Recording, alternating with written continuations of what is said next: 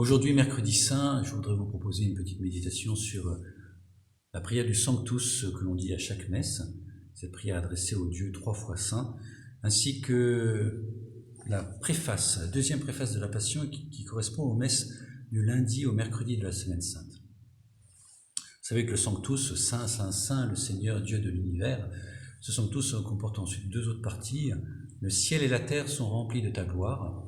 une louange à Dieu pour sa création, pour sa présence dans sa création. Et puis, béni soit celui qui vient au nom du Seigneur, ou bien une louange à Dieu,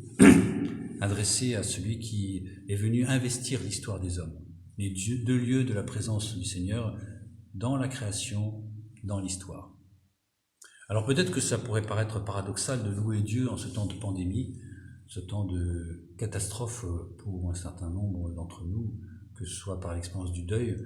l'expérience de détresse économique, ou la compassion que nous pouvons avoir pour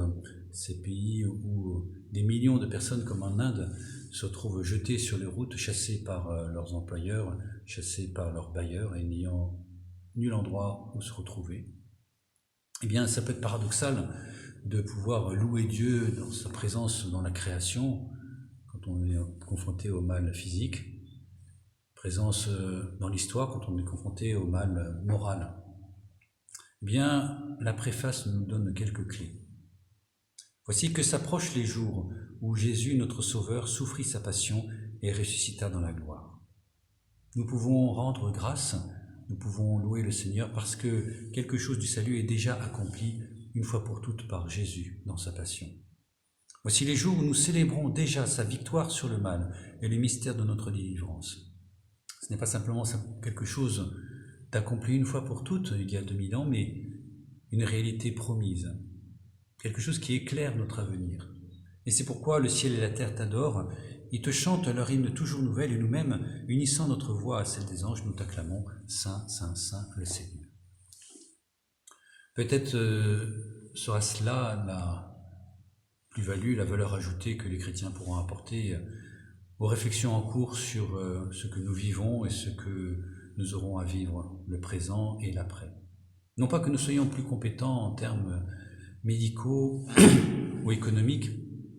ou politiques, mais parce que nous aurons cultivé ce regard ample qui regarde l'histoire, non pas simplement englué dans ce que nous pouvons vivre comme crise,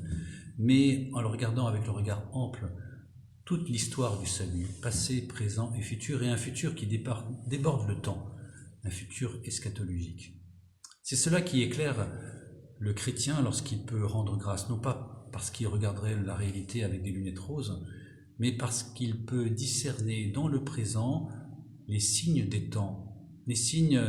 dont le Christ nous a donné les prémices et qui ne demandent qu'à nous de reconnaître aujourd'hui pour en faire un bouquet, pour en rendre grâce, pour que ces éléments saisis dans le présent, y compris le plus tragique, puissent servir de matière à une consécration, à un sacrement, quelque chose qui préfigure ce pourquoi nous sommes faits. Et des choses élémentaires que nous pouvons vivre dès à présent, des gestes de service, d'amitié, de tendresse, de patience aussi, pourront être plus significatifs que ce qui pourrait nous obséder dans les médias, dans ce que nous pouvons voir sur les réseaux sociaux. Nous aurons un regard éclairé pour voir le monde tel que Dieu le voit, quand bien même cela passerait par la passion de son Fils